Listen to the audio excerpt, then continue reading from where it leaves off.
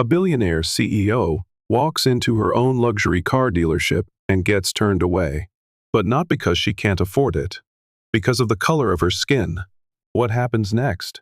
She fights back and shakes an entire industry to its core. Betrayal. Revenge. A battle for justice. This is the story of Naomi Caldwell, how one moment of discrimination turned into a war that would change everything. Before we dive in, let us know what time are you listening to this? And where are you? Drop a comment below, we'd love to hear from you. Naomi Caldwell sat in her office, the vast skyline of New York stretching beyond the floor-to-ceiling windows. The city never slept. But for Naomi, it had always been more than just a symbol of opportunity. It was a battlefield. As the CEO of Caldwell Motors, a luxury car brand she had built from the ground up, Naomi had broken barriers. A black woman in a space dominated by legacy names and old traditions. She had earned her place not through inheritance, but through grit, intelligence, and an unwavering belief that everyone, regardless of their background, deserved a seat at the table. Yet, the reality of the world was never that simple. A letter lay open on her mahogany desk. The words burned into her mind. Dear Caldwell Motors, I visited your Beverly Hills showroom last week, excited to purchase one of your vehicles. As a longtime admirer of your brand, I was prepared to invest in a car that represents the pinnacle of craftsmanship and performance. However, my experience was far from what I expected. Despite my financial readiness, I was treated with indifference, even suspicion. The salespeople barely acknowledged me, and when they finally did, I was subtly steered away from the higher-end models. Meanwhile, a white customer dressed no differently than I was offered test drives and a full presentation of options. It pains me to write this, because I believed Caldwell Motors was different. I believed it stood for something greater. If this is how you allow customers to be treated, then perhaps I was wrong. Sincerely, David Williams. Her company had been built on the foundation of equality, prestige, and accessibility to all who could afford luxury regardless of race or background. She had personally instilled that vision into every facet of the brand. Yet, if the behavior described in this letter was accurate, it meant that somewhere along the chain, that principle was being ignored. She reached for her phone and dialed a number. It rang twice before a familiar voice answered. Naomi, what's going on? Daniel Harper, her trusted assistant. He had been with her long enough to read between the lines. I need you to book me a flight to Los Angeles, she said, leaning back in her chair. There was a pause on the other end. Are we talking business or personal? She interrupted. And I need this to stay quiet. No official announcements, no corporate bookings, just a simple personal trip. Another pause. Understood. Where exactly are you headed? Beverly Hills, she said. I need to see something for myself. Daniel didn't ask further. That was one of the reasons she trusted him. After ending the call, Naomi closed the letter and set it aside. There was no turning back now. Her eyes wandered to the framed photograph on the shelf, a younger version of herself standing in front of her very first factory. She remembered what it had taken to get here, the battles, the victories, the silent, endless war of proving herself in an industry that had never made room for people like her. And now, she had to prove herself again, not as a CEO, but as a customer. As she boarded the plane the next morning, she settled into her seat and gazed out of the window. The city blurred below as the aircraft ascended into the sky. Naomi stepped out of the black SUV she had rented at LAX, adjusting the strap of her leather crossbody bag as she took in her surroundings. Beverly Hills was a place of curated perfection. Towering palm trees, sleek storefronts, streets lined with luxury vehicles that looked as if they had never been touched by a single speck of dust. Dressed in a crisp white button-down, dark jeans, and a pair of clean sneakers, she blended into the city's casual affluence. She had deliberately chosen an outfit that exuded neither wealth nor struggle, something neutral, unassuming. No designer handbag, no jewelry that would signal status. Today, she was not Naomi Caldwell, the CEO of a multi-billion-dollar automotive empire. She was simply a potential customer, a woman walking into a luxury car dealership to see what kind of service she would receive. She approached the Caldwell Motors showroom. Its sleek glass exterior reflected the golden California sun. Inside, Cars worth more than most homes were displayed like pieces of fine art, flawless, gleaming, untouchable. Naomi pulled open the heavy glass door and stepped inside. The cool, climate-controlled air hit her immediately, carrying the subtle scent of polished leather and fresh espresso. A handful of employees were stationed around the showroom, all dressed in impeccably tailored suits. Their conversations with customers were polished, filled with the kind of effortless charm that catered to the ultra-wealthy. She glanced around. Not a single face that looked like hers. She took a slow breath, then made her way toward the reception desk. A well-dressed woman with a practiced smile greeted her. "Welcome to Caldwell Motors. How can I assist you today?" Naomi returned the smile. "I'd like to take a look at the Bugatti Chiron Super Sport." The receptionist hesitated, just for a fraction of a second. It was subtle, but Naomi noticed. A brief glance at her outfit, a flicker of doubt, before she quickly recovered. "Of course," the woman said. "Let me check with our sales team." She stepped away, leaving Naomi waiting. From the corner of her eye, Naomi caught sight of a tall man in a navy suit approaching. A strong, confident stride, a sharp jawline, salt and pepper hair neatly combed back. Even before he spoke, she knew who he was: Richard Langford, showroom manager for Beverly Hills. A man with an impeccable track record of high-end sales, but someone whose business strategies had raised questions in the past. If anyone was responsible for fostering an environment of exclusivity, it was him. "Ma'am," Richard greeted her smoothly, though his expression was more analytical than welcoming. "I understand you're interested in the Bugatti Chiron Supersport." Naomi nodded. "That's right." He gave her a long, deliberate once-over. Not the kind of look that assessed a customer's needs, but one that sized up whether she belonged here at all. "Do you have an appointment?" Richard asked. Naomi raised a brow. "I wasn't aware that was necessary." Richard smiled, but there was no warmth behind it. "For certain models, we typically schedule private viewings. These cars are highly exclusive." Naomi kept her expression neutral. "I understand, but I'd still like to see it." Richard hesitated again. Then, he gestured toward one of his younger employees, a junior salesperson who couldn't have been more than 25. He leaned in slightly, whispering something to him. The young man nodded, then turned toward Naomi with an uncomfortable expression. "I'm sorry, ma'am," the young salesman said, his voice careful. "But at the moment, we don't have that model available for viewing." Naomi glanced past them.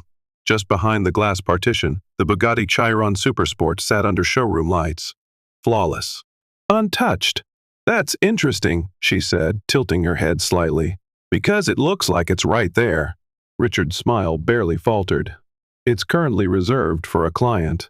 Naomi held his gaze. "Then I assume that policy applies to all walk-ins." "Of course," Richard said smoothly.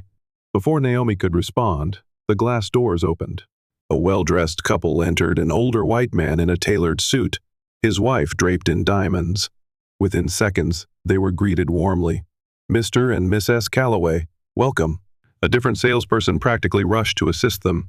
Naomi watched as the couple was immediately offered champagne, guided effortlessly toward the very same Bugatti she had inquired about. She turned her attention back to Richard. "That seems like a contradiction." Richard's expression barely shifted. "They're longtime clients," he said. "We already have their financials on file." "I'm sure you understand it saves time." Naomi said nothing, letting the weight of his words settle between them. He didn't just assume she wasn't a serious buyer. He assumed she wasn't worth the time. She could have corrected him in an instant, could have wiped that smug expression off his face by casually dropping her full name, her title, her ownership of the company he was working for. But that wasn't why she was here. She wasn't here to demand respect based on her status. She was here to see what happened when she had none. Without another word, Naomi stepped aside. Moving toward one of the lounge chairs along the room's perimeter, she didn't storm out. She didn't demand attention. She simply sat, and she watched. She watched as customer after customer was treated with varying levels of enthusiasm, some with warmth, others with polite dismissal, and a pattern began to emerge. White customers, even those who appeared casually dressed, were given immediate and full attention. They were offered brochures, beverages, test drive appointments. Customers of color? They were either ignored or subtly redirected. At one point, another black man entered the showroom. He was dressed sharply, exuding confidence. Yet within moments, he was politely but firmly steered toward the lower-end models.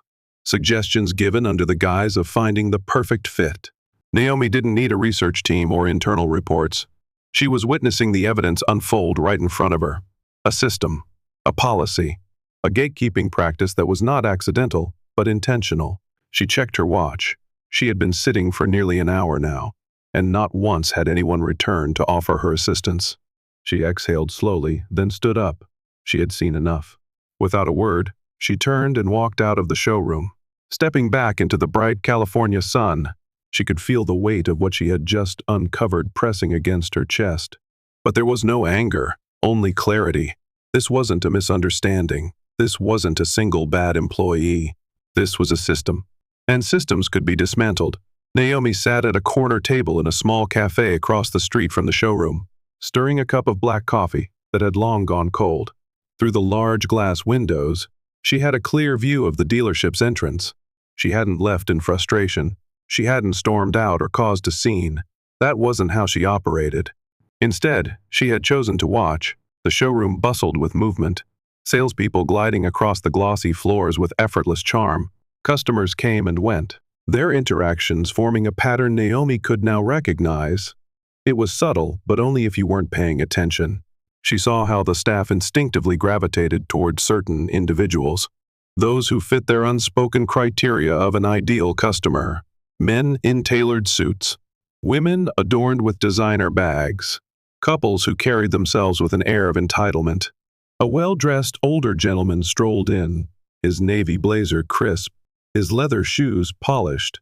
Within seconds, a salesman greeted him warmly, leading him toward one of the high-end models. The interaction was seamless, fluid, as if rehearsed. Then a young black man entered, his attire just as sharp. Tailored slacks, button-up shirt, a confident gait. No one approached him. He lingered near one of the display cars, scanning the interior through the driver's side window. A few moments passed before a salesperson finally walked over. But instead of engaging him with enthusiasm, they offered a polite yet detached demeanor. Their arms crossed over their chest. Naomi narrowed her eyes. Even from across the street, she could read the exchange. The salesman wasn't encouraging a sale. He was subtly discouraging one. Then came a couple, white. Dressed casually, the man in a polo, the woman in a sundress. They were greeted immediately. The sales team practically competing for their attention. Champagne glasses appeared as if by magic. Smiles wide and welcoming. Naomi sighed, pressing her fingers against the ceramic rim of her cup.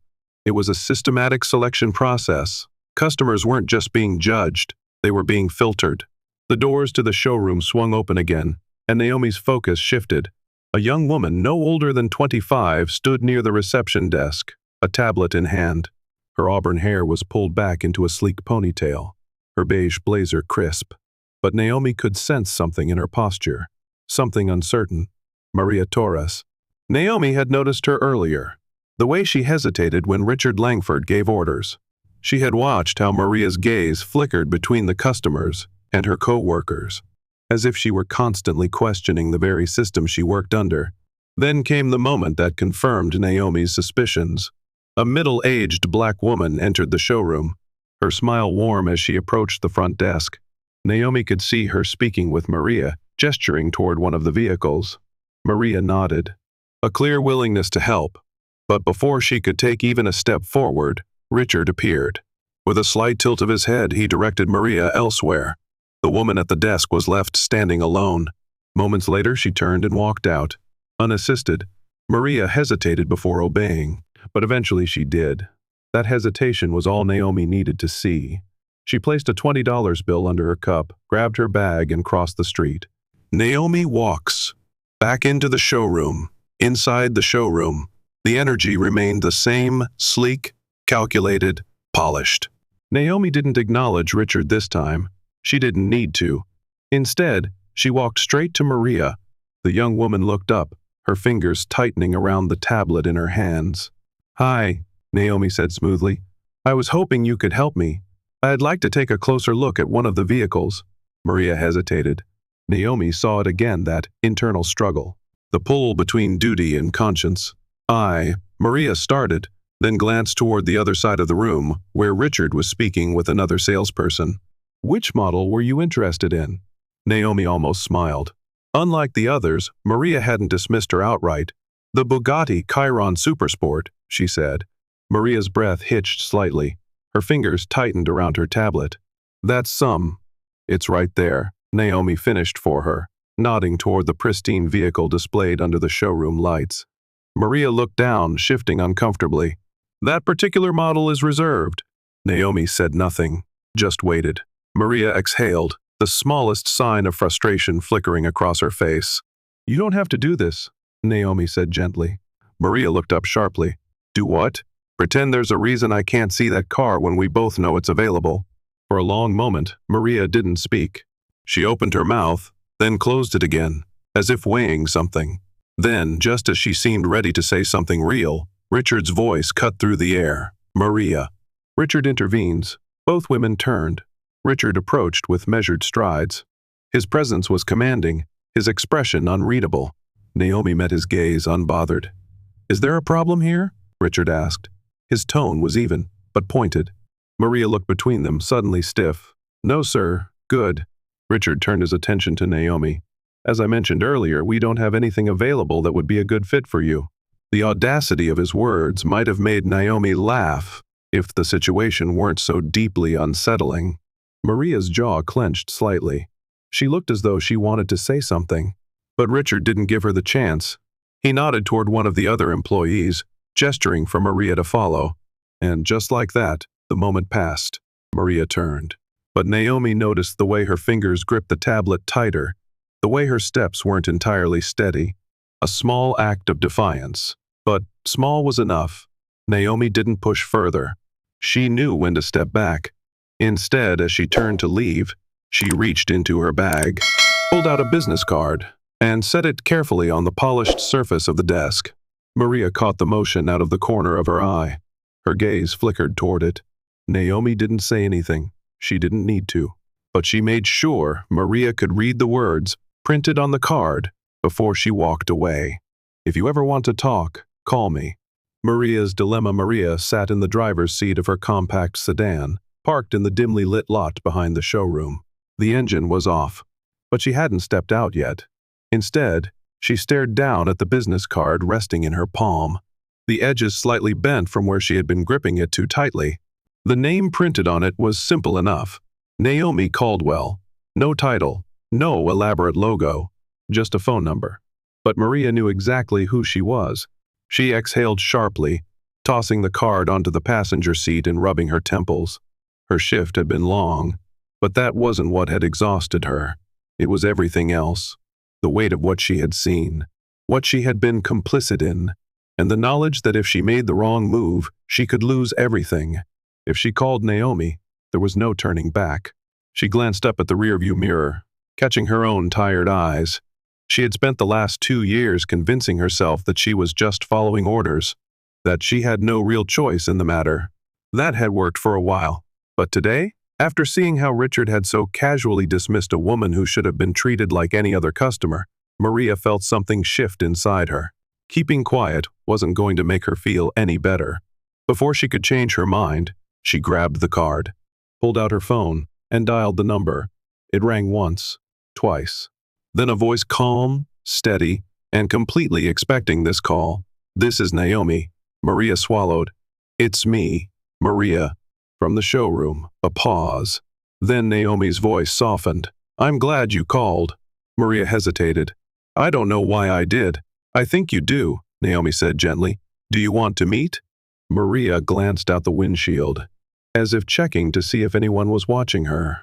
Yeah, but somewhere private. There's a cafe on West 3rd. Quiet place. Do you know it? Maria nodded to herself. Yeah, I'll be there in 20. She ended the call before she could second-guess herself. The meeting Naomi arrived first.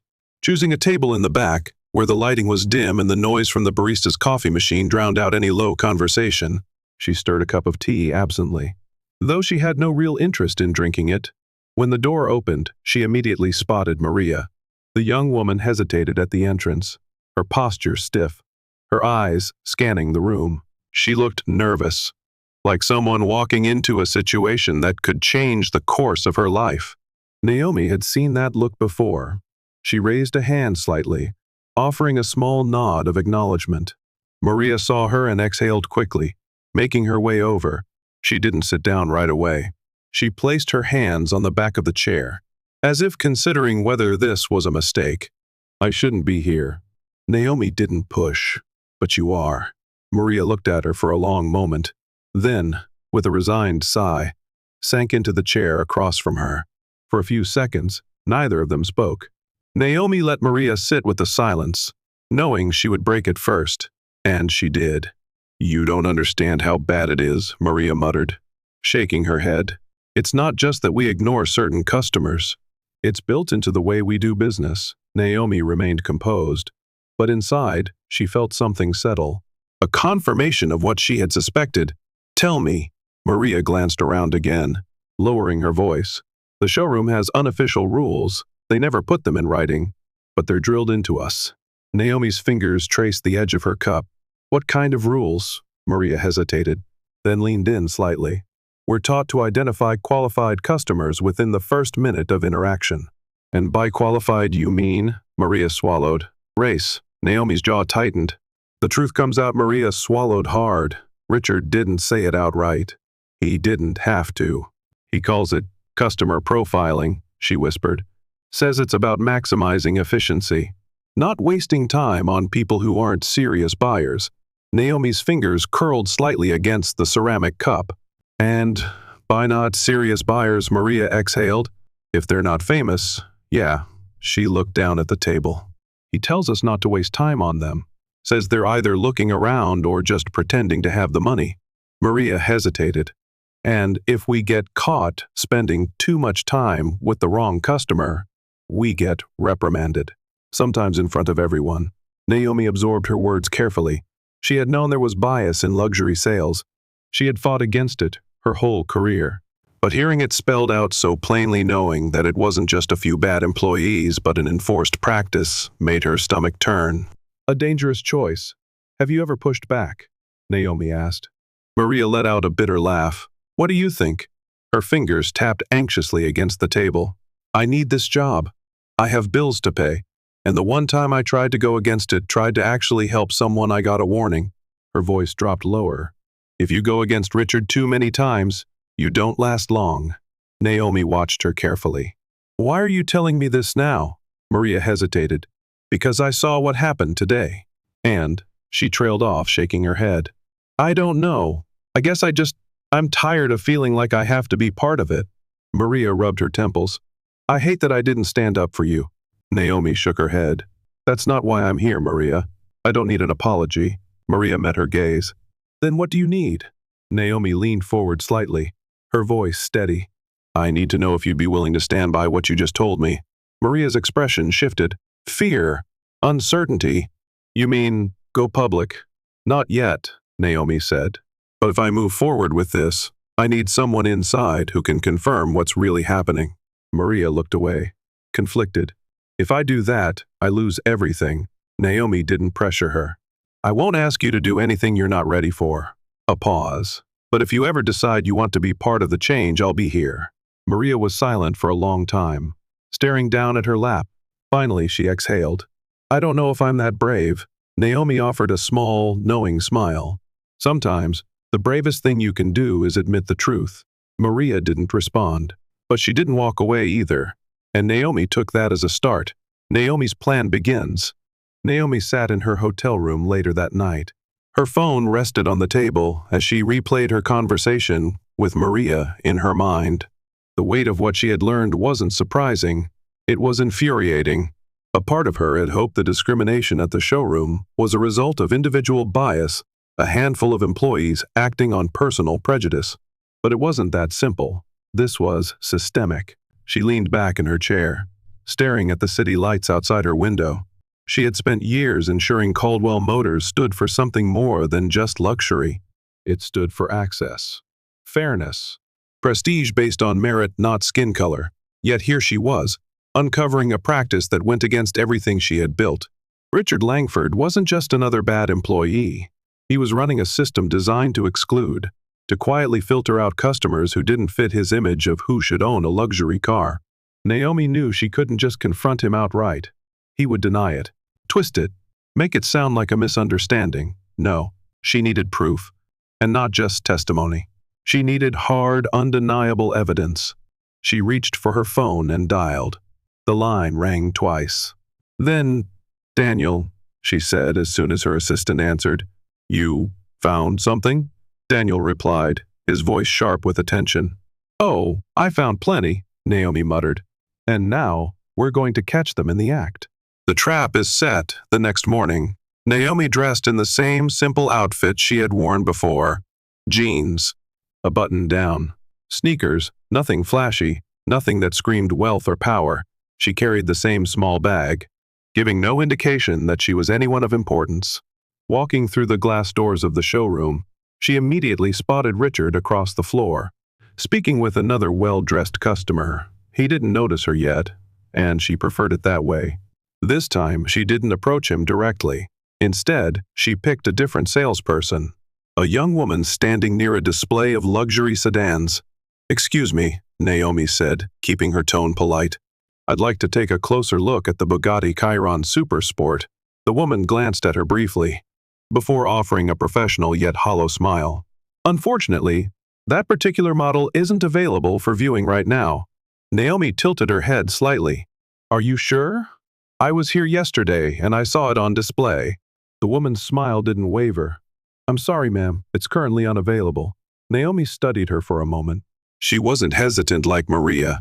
She was confident in her response, almost rehearsed. As if she had said the same line many times before, Naomi nodded slowly. "That's interesting," she murmured. "Thank you." She turned and walked out, without another word. It was time for phase 2. A white man walks in. Standing outside the showroom, Naomi pulled out her phone and called Daniel. "Time to run the test," she said. "I'm already on it," Daniel replied. "I've got the perfect person for this." 20 minutes later, a man in his mid-40s stepped out of a black rental car and strolled toward the showroom. He was dressed in a navy blazer, slacks, and loafers, casual, but unmistakably expensive. His hair was neatly styled, and he carried himself with the confidence of a man used to being taken seriously. His name was Michael Reeves, an old friend of Daniel's. More importantly, he was white, and he had the exact same financial status as Naomi, but without the barriers that had been placed in her way. Naomi stood at a discreet distance, watching. Michael stepped inside. Within seconds, a salesperson greeted him, all smiles and enthusiasm. Within minutes, he was offered coffee. Seated in one of the private lounges, presented with a portfolio of vehicle options. Then came the real test. Michael requested to see the exact same car Naomi had asked about, the Bugatti Chiron Super Sport. And this time, there was no hesitation, no excuses. Instead, Richard Langford himself emerged, shaking Michael's hand warmly. "Welcome, sir. I understand you're interested in the Chiron Super Sport." Naomi exhaled slowly. They had taken the bait. And now, she had undeniable proof. The proof as captured. Naomi's phone vibrated in her hand. It was Daniel. "You getting all this?" he asked. "Every second," she murmured. From his position nearby, Daniel had been recording the entire interaction. Richard's warm greeting, the instant offer to view the car, the seamless service. Michael played his part well, asking detailed questions, engaging as a serious buyer. Richard, eager to close a potential sale, showed no hesitation, no sign that this car wasn't available. It was all on camera. Richard falls into the trap. 20 minutes later, Michael walked out, giving Naomi a slight nod as he passed. "They couldn't have been more accommodating," he muttered under his breath. Naomi exhaled slowly. She now had undeniable proof. Proof that Richard and his team weren't just making arbitrary decisions. They were deliberately filtering customers based on race. She pulled up the video Daniel had sent her, watching as Richard grinned while shaking Michael's hand. The very same man who had turned her away without a second thought. Naomi's lips curved into a knowing smile. The game was over. Now, it was time to make her move. The warning shot Naomi sat at her hotel desk, the city lights of Los Angeles glowing beyond the window. She had watched the video enough times to memorize every smug expression, every eager handshake. It wasn't just damning, it was irrefutable, but a direct attack wasn't the right move. Not yet. She wanted to see how they would react under pressure. Would they scramble? Would they cover their tracks? Would Richard panic and make mistakes? She needed to destabilize them first, push them off balance, before making her final move. She picked up her phone and dialed Daniel. "Let's start with a little warning shot," she said. "Corporate panic begins." The email arrived in the corporate inbox of Caldwell Motors early the next morning. The sender, an unknown journalist from an independent business news outlet. At least, that's what it appeared to be. The subject line was simple: inquiry regarding alleged discriminatory practices at Caldwell Motors, Beverly Hills. The message itself was precise, just enough to cause alarm without revealing too much. "Dear Caldwell, Motors PR team, we have received multiple reports from sources regarding allegations of discriminatory customer service practices at your Beverly Hills showroom. Specifically, there are claims that customers are being evaluated based on race and appearance before being given access to certain vehicles. We have also been informed that there may be documented evidence supporting these claims. As we prepare our report, we are reaching out to provide your team with an opportunity to comment on these allegations. Please let us know if a spokesperson would be available for an interview. Best." Fake journalist name. Independent Business News.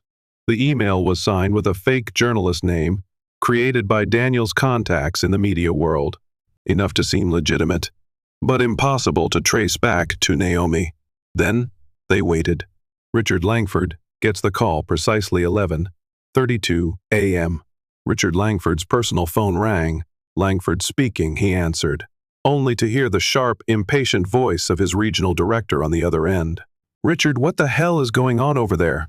Richard's grip on the phone tightened. "Excuse me? We just got an email from a reporter asking for a statement on racial discrimination at your showroom." The voice on the other end was tense.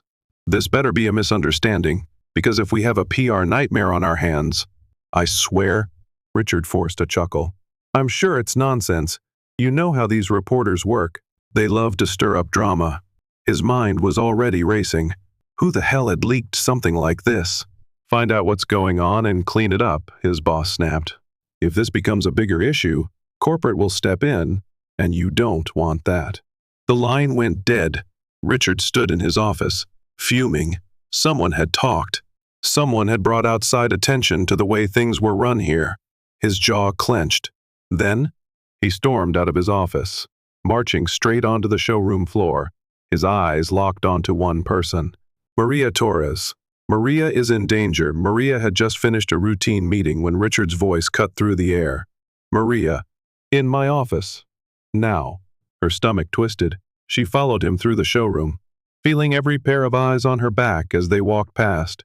The door shut behind them with a sharp click, sealing them inside his glass-walled office. Richard leaned against his desk, arms crossed, expression sharp and unreadable. "Tell me something," he said. "Have you been talking to anyone you shouldn't?" Maria's fingers curled slightly at her sides. "What do you mean? Don't play dumb with me," he snapped. "There's a journalist snooping around, asking about our policies. Someone in this showroom must have opened their mouth." Maria forced herself to stay calm, but her pulse pounded in her ears. "I haven't spoken to anyone," she said, voice steady. "I just do my job like everyone else." Richard studied her. His gaze was sharp, calculating. "You've always been a little soft about this," he murmured. "I've noticed. You hesitate. You get too concerned about things that aren't your problem." Maria swallowed. Richard sighed, feigning disappointment. "Let me make this clear," he said. "If I find out that someone in this building is trying to stir up trouble," his voice dropped lower, "there will be consequences." A heavy silence filled the room. Maria nodded once. She couldn't afford to show fear. Richard stared at her for another few seconds, then waved a dismissive hand. "Get back to work." Maria walked out, her heart hammering. Maria's call to Naomi Maria barely had time to collect herself before the inevitable happened. Her phone buzzed. An unknown number. She stepped quickly into the employee lounge before answering. "Hello? Maria? It's me?" Naomi's voice was calm, but Maria could hear the urgency beneath it. "Richard is looking for someone to blame." Maria's throat went dry. "Yeah, and I think he suspects me." There was a pause. "Are you okay?" Naomi asked. Maria let out a short, humorless laugh. "Not really," Naomi exhaled. "Listen to me. He's bluffing. He doesn't know for sure. That's why he's trying to push you into confessing." Maria closed her eyes. "So what now?" Naomi's voice hardened. "Now, we turn up the heat. Richard's next move." Richard sat in his office, his fingers tapping against the polished wood of his desk. His mind raced. Someone was working against him. Someone had leaked information to the press. And now? Corporate was watching. He needed to act. Fast. His phone rang again. Langford. The voice on the other end was clipped and cold. "We have a problem." Richard straightened in his chair. "What kind of problem?" "A member of the board received a report that there may be discrepancies in customer treatment at your showroom." Richard's breath caught. "What do you mean?" "You know exactly what I mean," the voice snapped. "We have a video, Richard, and I've seen it. Naomi's checkmate." Richard's stomach dropped. A video? That meant one thing. Someone had set him up. His jaw tightened. "This is completely blown out of proportion," he tried. "If you knew how many time wasters we get in a day, cut the crap, Richard." The voice on the other end wasn't playing games. "We're launching an internal review immediately. You need to get ahead of this before it turns into a PR disaster." A cold sweat broke out at the back of Richard's neck. "Understood," he said stiffly. He ended the call. His fingers curled into fists. Someone was playing a very dangerous game, and he had a sinking feeling he knew exactly who it was. Maria is in trouble. Maria barely had time to collect herself before the inevitable happened. "Maria," Richard's voice rang out across the showroom floor. "In my office. Now." Her heart slammed against her ribs. She set down the tablet in her hands, keeping her expression neutral. The walk to Richard's office felt longer than usual. The glass walls of the showroom made her feel exposed, like every pair of eyes was watching, waiting. She stepped inside. The door clicked shut behind her. Richard leaned back against his desk. His usual smirk was gone. His face was unreadable. "Have a seat," Maria hesitated, but she had no choice. She sat down, hands folded in her lap to hide the slight tremor in her fingers. "The interrogation." Richard tilted his head slightly. "You know why I called you in here?" Maria blinked. I'm not sure." Richard exhaled, shaking his head as if he was disappointed. "You're a smart girl, Maria. You've been working here long enough to know how things operate."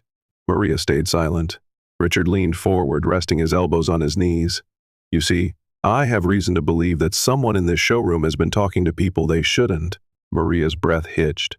Richard's eyes locked onto hers. "You wouldn't happen to know anything about that, would you?" Maria held his gaze, forced herself to stay calm. "I don't know anything about that, sir." Richard's jaw twitched. He studied her for a long moment. Then he leaned back, sighing. "That's disappointing." A beat of silence. Then he straightened his tie. "If I find out you've been involved in this in any way..." He let the words hang. The threat was clear. Maria swallowed. "Understood." Richard watched her for another second, then nodded toward the door. "You can go." Maria stood quickly, keeping her movements controlled. She turned and walked out of the office, her pulse hammering in her ears. She needed to warn Naomi. Now. The call that changes everything. Maria ducked into the employee lounge. Her hands shook as she pulled out her phone. She dialed. Naomi picked up after the first ring. "Maria? He knows," Maria whispered. "Or at least he's pretty damn sure. He's trying to scare me into admitting something." A pause. Naomi's voice was steady. "What did he say?" Maria took a shaky breath. "He told me if I talk, I'll never work in this industry again." Another pause. "Are you okay?" Maria let out a short, humorless laugh. "Not really." Naomi exhaled. "Listen to me. He's bluffing." Maria pressed a hand against her forehead. "What if he's not?" "He is," Naomi said firmly. "He doesn't have proof. That's why he's pushing you into confessing." Maria swallowed. "So what now?" Naomi's voice hardened. "Now, we turn up the heat." The final strike. Naomi sat at her hotel desk. She knew Richard was desperate, and desperate men made mistakes. She pulled up the email, attaching the video evidence Daniel had captured.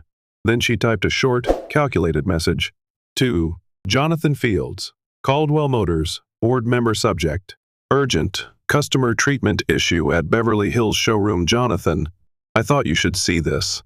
This is how our customers are being treated at one of our most high-profile locations. If this gets out, we're looking at more than just a bad headline. We're looking at a company-wide scandal. I suggest we discuss this before it becomes a public matter. Naomi Caldwell, she hit send and leaned back. Now, the real panic would begin. The board turns against Richard. It took less than 24 hours. Richard was in the middle of reviewing sales reports when his phone rang again. Corporate. He knew this wasn't good. Langford speaking. The voice on the other end was ice cold. We have a problem. Richard sat up straighter. What kind of problem? The board received a video, Richard. His stomach dropped. And I'm looking at it right now.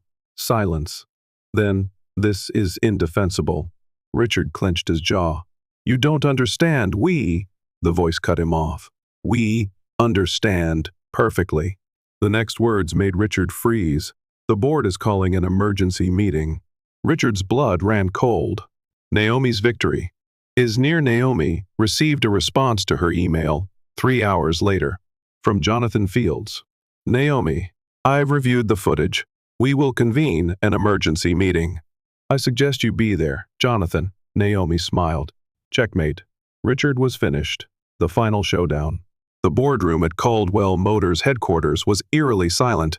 Seated at the long, polished table were the 15 most powerful people in the company. Naomi sat at one end. Richard sat across from her. His expression was controlled, but his knuckles were white. Jonathan Fields cleared his throat. We all know why we're here. Richard shifted in his seat. His face was pale. The question before us today is simple. Jonathan looked directly at Richard. Does Richard Langford's continued employment serve the best interest of Caldwell Motors? A heavy pause. Then Jonathan spoke. We will now proceed to a vote. This was it. Naomi had won, but she wasn't done yet. This wasn't just about removing Richard. It was about changing everything. And she wouldn't stop until the entire system was dismantled. The vote that changed everything. The boardroom was silent. Tension hung in the air, thick and suffocating. At the head of the table, Jonathan Fields adjusted his glasses. We will now proceed to a vote. 15 board members, 15 votes. Richard sat stiffly, his jaw clenched. Naomi sat calmly, her expression unreadable. The board members exchanged glances. Then, one by one, they cast their votes. Jonathan looked down at the results. Then, exhaled. The verdict. The results of the vote are as follows, Jonathan announced. A pause. Then, 11 votes in favor of termination. 4 against. A cold chill settled over Richard. Jonathan's voice remained calm but firm. Richard Langford, as of this moment, you are officially removed from your position at Caldwell Motors. For a moment, no one spoke. Then, a shuffle of papers. The sound of security stepping forward. Richard's face twisted in disbelief. You can't do this, he hissed. Jonathan didn't flinch. It's already done. Security placed a firm hand on Richard's shoulder. Sir, you need to leave. Richard's eyes darted around the room, searching for an ally. There were none left. Slowly, he stood, straightened his suit jacket, tried to salvage his dignity, but everyone was already looking away, moving on. As he was escorted out of the boardroom, Naomi didn't watch him go. She had bigger things to focus on. Richard Langford had spent years crafting his power, ensuring that no one could touch him. And now, it was gone. Just like that. The fall of Richard Langford. Richard sat alone in his penthouse apartment.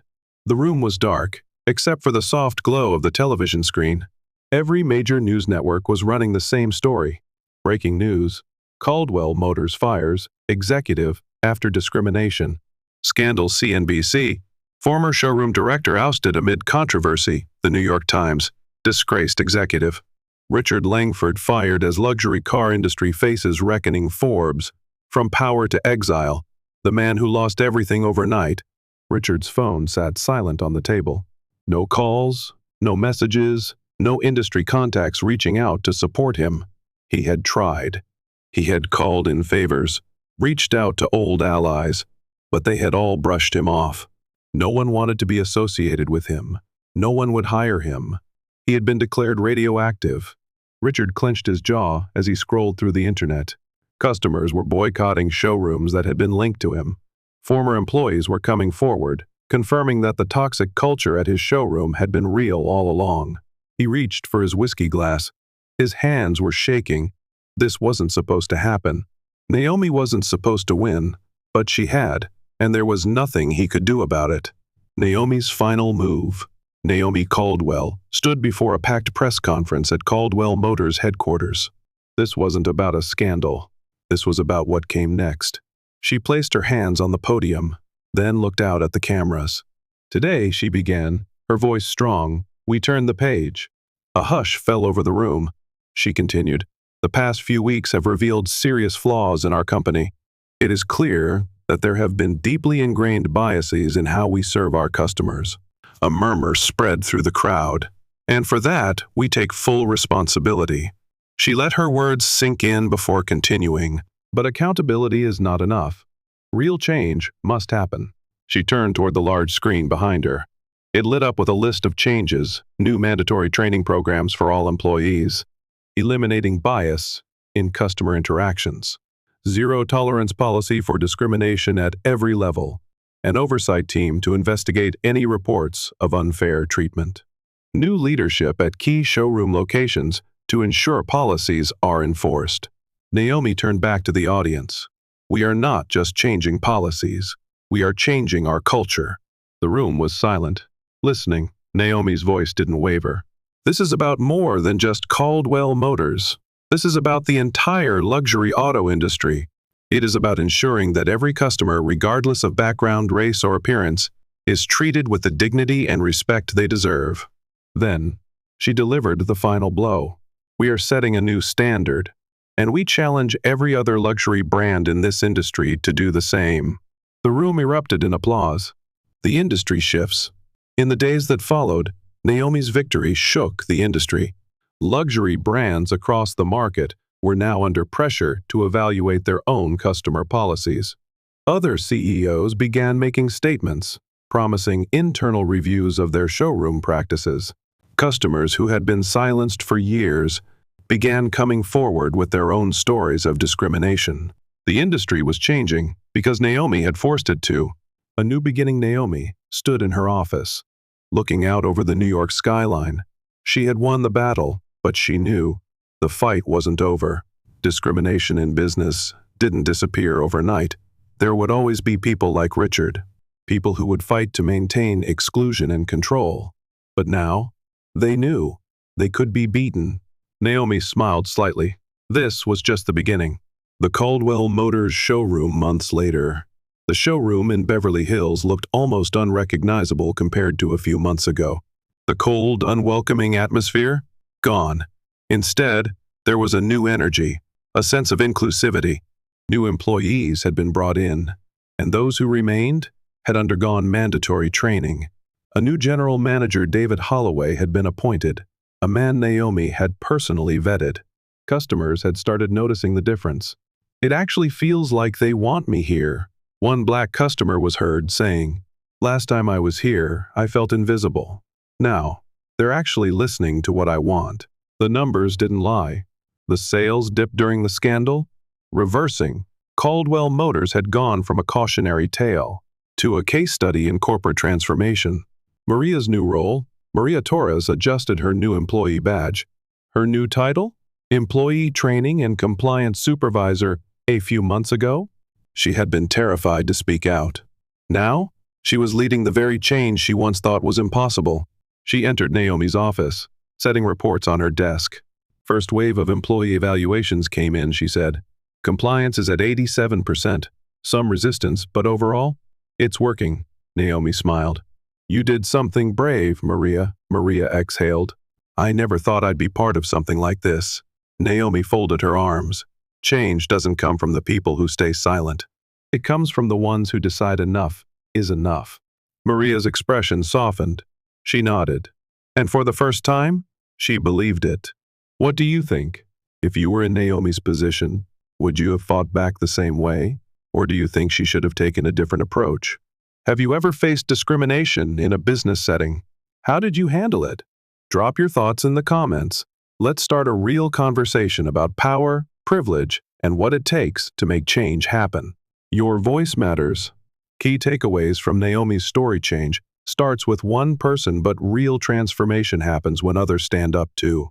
Maria's decision to speak out was just as important as Naomi's leadership. Powerful people will always protect their own. Richard tried everything: cover-ups, media manipulation, and corporate politics. But truth, strategy, and persistence won in the end. Your status shouldn't define your worth. Whether you're a CEO or a customer, everyone deserves respect. And when companies fail to recognize that, they need to be held accountable. Courage isn't the absence of fear, it's doing what's right despite it. Naomi, Maria, and even the customers who spoke out risked everything. Their actions didn't just change Caldwell Motors, they shook an entire industry. Now it's your turn. If this story inspired you, hit that like button, share it, and tag someone who needs to read this. And don't forget to subscribe for more powerful stories that challenge the system and push for change. The fight for fairness isn't over, it's just beginning. Are you ready to be part of it?